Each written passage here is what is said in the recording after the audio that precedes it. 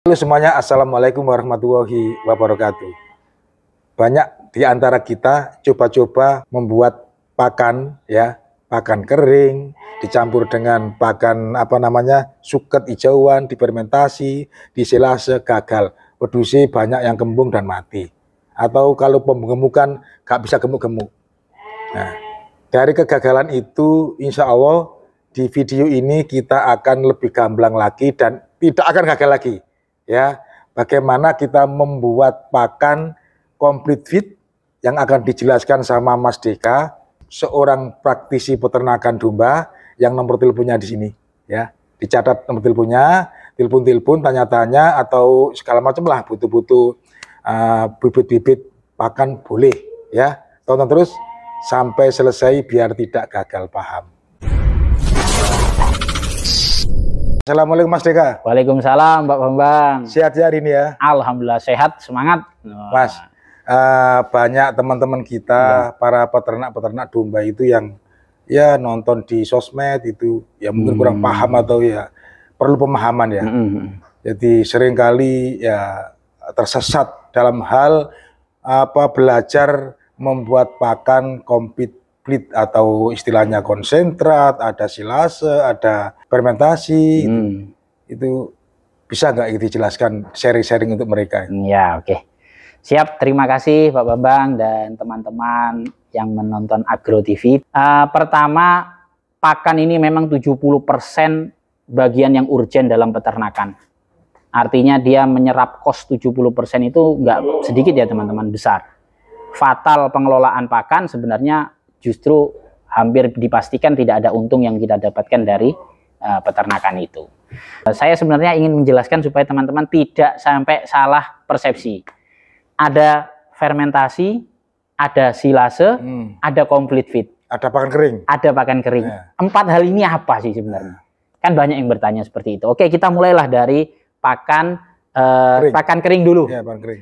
Pakan kering ini sebenarnya adalah semua bahan yang diturunkan kadar airnya sampai 80% lah, seperti itu. Jadi misalnya teman-teman memegang dedek, dedek kan kering teman-teman. Ya. Ini pakan kering, karena apa? Pakan yang kadar airnya dia sudah turun, kurang lebih sampai 80 atau 90%. Kalau dia teman-teman pegang ampas tahu, kok basah, diperkes gini, keluar airnya, ini kadar air masih tinggi, masih 80%. Jadi dia ini bukan disebut bahan kering, tapi bahan basah.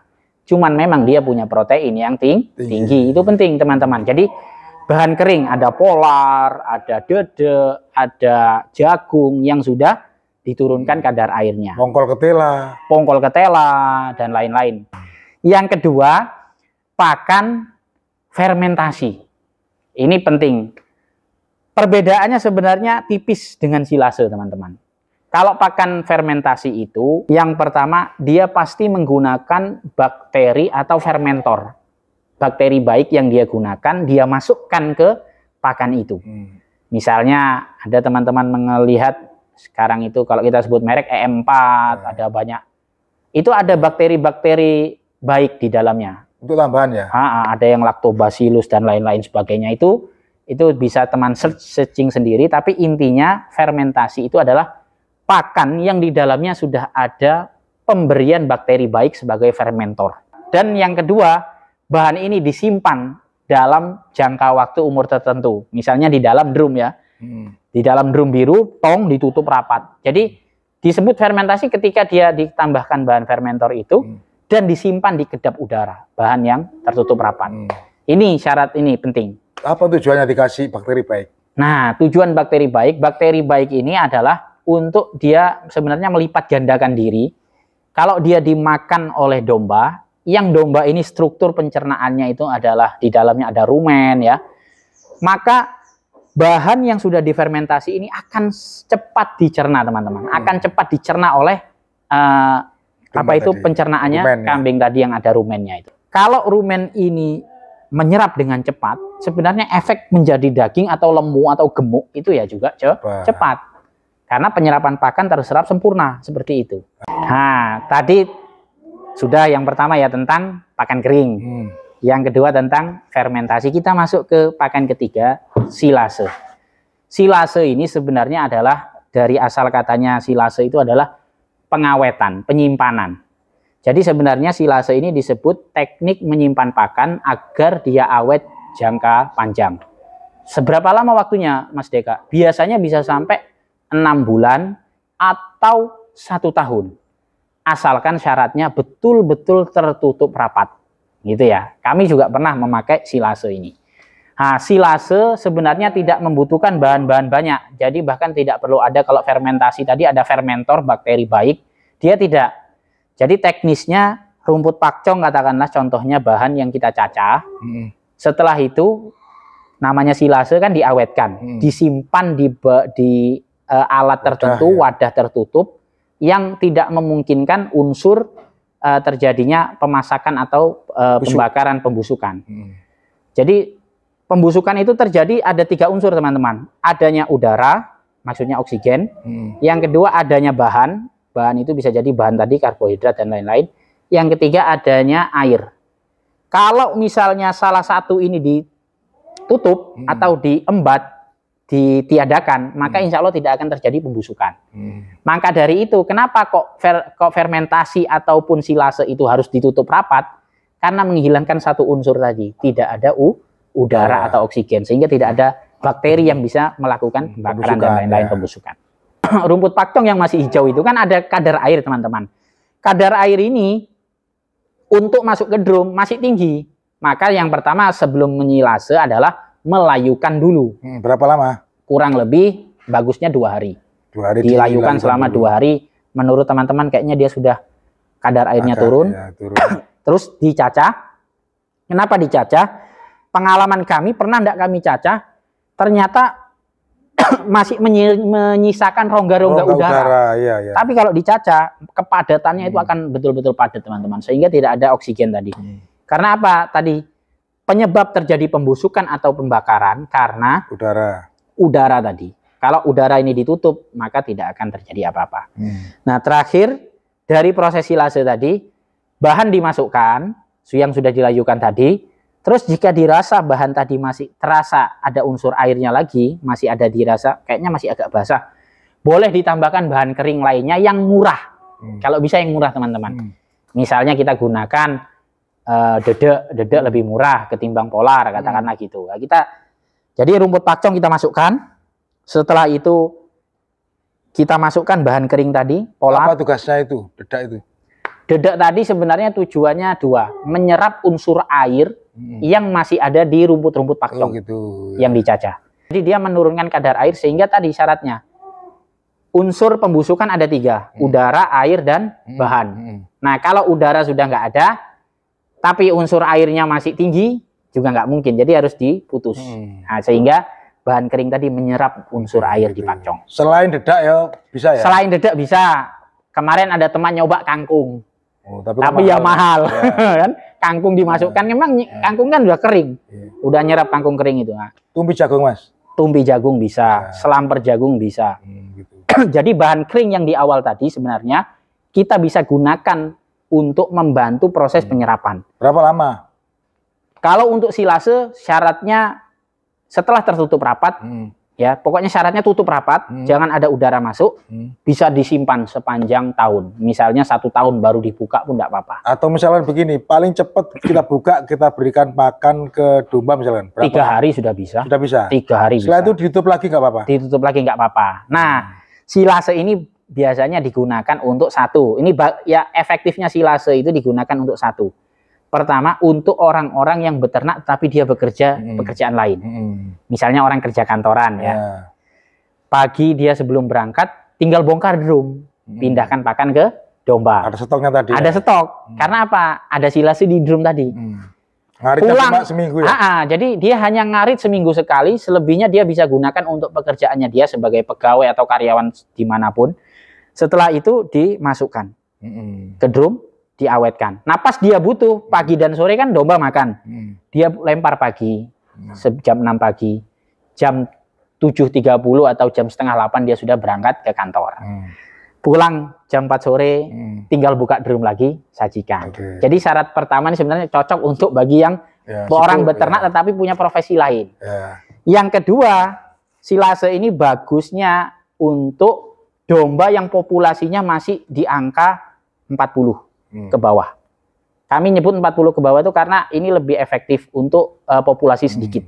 Tapi kalau populasi 1000, nah pakai di teman-teman masukkan ke drum lagi, simpan lagi, 1000 ekor teman-teman butuh drum. Satu kosnya banyak, kan gitu. Langsung jadi caca langsung dikasihkan aja. Jadi sebenarnya beternak itu mudah, tinggal kita lihat penyesuaian kebutuhan kita. Nah, kita kembali kepada pemahaman complete fit. Nah, complete fit itu tadi terdiri dari apa saja. Nah, gitu. Nah, sekarang kita masuk ke yang fase terakhir, complete fit.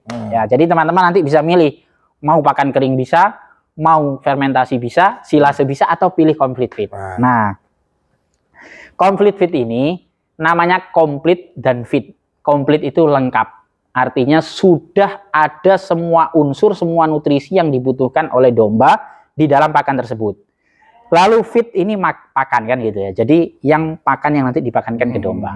Jadi pakan lengkap, complete fit. Nah, apa aja bahannya teman-teman? Di awal tadi kita mengulas bahan kering ya. Ada polar, ada delay, bungkil delay, tumpi jagung, ada tumpi jagung, selamper jagung, rendeng delay, apa namanya, kulit kopi kopra yang sudah kering, ada kopra, bungkil kopra.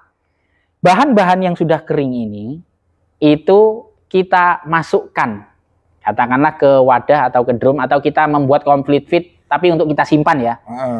Jadi kita masukkan ke wadah, lalu ingat nalurinya, kebiasaannya dan memang fitrahnya domba itu makan rumput. Oh gitu. Itu harus wajib ada. Berarti apa Mas Deka?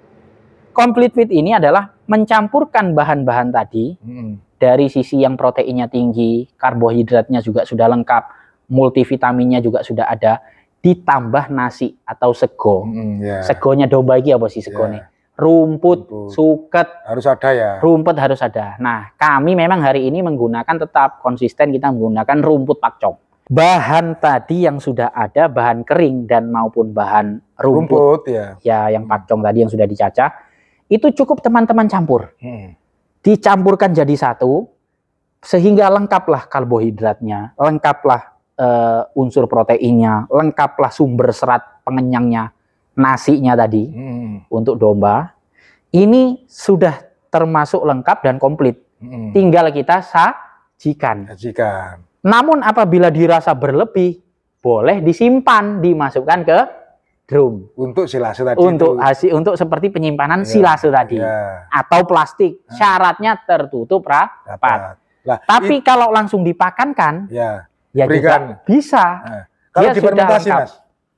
Kalau difermentasi harus ditambahkan itu tadi bakteri apa yang teman-teman pilih, kira-kira bakteri baiknya apa? Ada M4 segala macam itu nanti akan dimasukkan lagi ke dalam situ tertutup rapat dan itu tadi. Jadi pada intinya complete fit ini pakan sebenarnya pakan yang sudah lengkap, yang semua unsur bahan ada, mulai dari premix, dari karbohidrat ada, unsur protein ada, unsur serat ada. Kalau kami kan gunakan rumput pakcong di sini. Dan terakhir jangan lupa diberikan, katakanlah kalau teman-teman ada jamu-jamuan empon-empon, boleh. Ya, kunir apa gitu. Kunir atau apa untuk menambah nafsu makan boleh. Kalau nggak ada ya cukup premix itu tadi. Itu dicampurkan jadi satu. Biasanya kita kalau teman-teman punya mixer, gunakan mixer. Kalau nggak ada cukup disekop gini, dijadikan satu. Tujuannya adalah semua pakan sudah tercampur rata.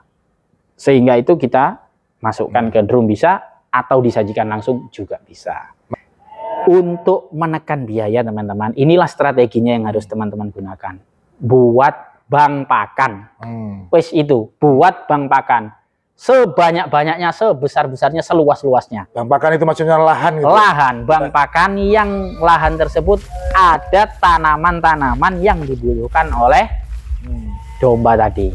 Kami hari ini menanam rumput pakcong. Nah ini rumput pakcong sudah mulai tumbuh nih teman-teman tunasnya ya. Padahal ini belum ditanam, cuman kita siram air aja rutin. Mudah berarti ya? Tiap sore gitu ya. Mudah sekali ya? Mudah sekali, nanti ditanam. Nah, kangkung per hari ini ketemu di angka 3.700 sampai 4.000 per kilo. 4.000 itu dibelikan pakan konsentrat sudah dapat yang standar, teman-teman. Daripada kita beli kangkung kan berarti bagusnya ya langsung beli konsentrat kan gitu. Lebih baik jatah kangkung untuk pembelian konsentrat atau ampas tahu atau apa. Selanjutnya kita nanam yang kosnya lebih murah supaya jatuhnya bisa Rp700 per kilonya. Ya ini, bank pakan. Buat tanam rumput pakcong, jangan lupa kita rutin untuk pelihara, per 50 hari bisa dipanen. Intinya gitu, per 50 hari lebih murah mana bisa dengan, dipanen. Lebih murah mana dengan misalkan jagung gitu? Tetap lebih murah pakcong. Kami kemarin kalkulasi, jagung kita harus beli bibitnya lagi untuk ditanam. Sementara pakcong kami hanya sekali tanam di awal, bisa untuk 8 tahun. Panen, dan ya? Per panennya 50 hari sampai 8 tahun. Jadi kos pakcong ini salah satu sumber serat paling murah dan mudah. Nah, paling murah dan mudah, apakah kandungannya juga? Kandungan nutrisinya juga sudah oke. Jadi kurang lebih di 12-14% itu rumput pakcong. Kalau dibandingkan rumput yang lain, Mas? Rumput yang lain itu masih, kemarin kita coba cek rumput odot itu masih di bawahnya, dia di 12%. Kalau untuk rumput-rumput biasa di pinggir jalan itu, rumput-rumput biasa itu 8%. Jadi pakcong ini kualitas serat, sumber seratnya, kekuatan seratnya itu di 18-23%, dengan protein kasar itu sampai di 12-14%. Artinya ini sudah ideal kebutuhan domba. Dari segi kuantitas hasilnya. Untuk serat. Nah, untuk dari hasil volume panennya pakcong ini, teman-teman, itu 1 hektarnya itu bisa 70 ton. Artinya dia rumput pemenang dia rumput yang menang lah istilahnya, kalau dari hasil panen. Volume panennya besar, tinggi dibanding yang lain. Odot 1 hektar itu kurang lebih 20 ton. Tapi kalau ini 70 ton, teman-teman. Jadi range tumbuh sampai 3 meter. 2,5 sampai 3 meter. Lahannya, Mas, misalnya kita punya lahan ada hujan kan, kalau ada air ketika musim hujan saja, selebihnya kering. Kalau lahan seperti itu, pakcong pun cocok, bisa hidup. Jadi dia mau di lahan panas, mau di lahan yang pucuk pegunungan yang agak dingin, sama-sama dia bisa bertahan. Yang penting syaratnya satu, ketersediaan pupuk untuk dia ini cukup. Yang kedua, adanya kebutuhan air kalau memang betul-betul lahan kering. Awal-awalnya ya, Mas? Awal-awalnya. Jadi hanya di penyiraman pertama, penyiraman kedua. Nanti selebihnya kalau dia ini sudah tinggi rumput pakcong, sinar matahari yang nyampe ke tanah itu akan tertutup dengan rumput ini sendiri, sehingga tanah tetap lembab. Oh, berarti begini, nanamnya harus di saat musim hujan? Ya, bisa di saat musim hujan, sampai nanti ketemu musim kemarau pun, sudah gede. Tidak apa-apa, sudah gede gitu ya. Tapi intinya sebelum kemarau pun akhirnya harus dipanen. Kan 50 hari panen. Tapi kan Mas tetap ada tertutup dengan daun-daunnya. Betul. Jadi hitung-hitungan kita teman-teman sewa lahan, terus tanam pakcong, itu loh ketemunya cuma Rp700. Rp700 per kilonya. Per kilo. Sementara kalau kangkung tadi atau delay dan lain-lain sebagainya yang teman-teman gunakan masih kos yang lebih tinggi. Luar biasa. Ya intinya kemenangan peternak adalah kemenangan yang bisa mengatur pakan, menekan, memanajemen pakan semurah-murahnya dengan hasil yang optimal. Menarik sekali ini bincang-bincang kita di siang hari ini, Mas Deka. Siap. Nanti kita akan kupas apa lagi ya untuk ke depan. Mungkin bagaimana teknis silase atau fermentasi atau bahan-bahan pakan kering yang berkualitas gitu ya. Boleh. Ya. Atau teman-teman nanti ada yang bingung ingin tema apa kan, boleh disarankan di kolom komentar ya untuk usul ya. Luar biasa ini, Mas Deka. Terima kasih. Semoga bermanfaat ilmunya untuk teman-teman yang lain. Terima kasih. Assalamualaikum. Waalaikumsalam warahmatullahi wabarakatuh.